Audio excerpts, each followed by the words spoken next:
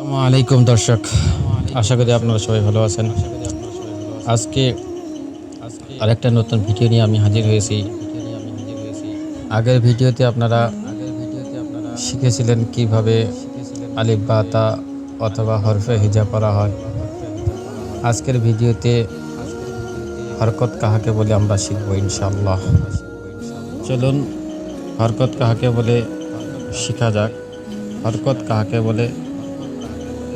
জবর জের পেশকে হরকত বলা হয়। জবর কাহাকে বলে?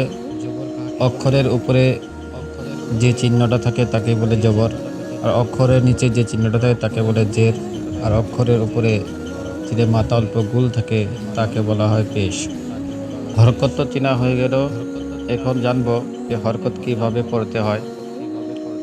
যেমন হরকতকে লম্বা না করে শর্ট করে পড়তে হয়, যত তাড়াতাড়ি পারো পড়তে হয়।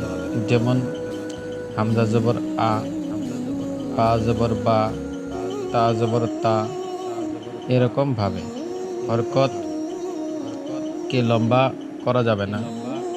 এখন আমি যদি পড়ি বা জবর বা, তা জবর তা, সা জবর সা, এরকম যদি লম্বা করে পড়ি সেটা ভুল হবে। আর এই ভুল থেকে বাঁচার জন্য আমাদেরকে তৈয়ারি করতে হবে।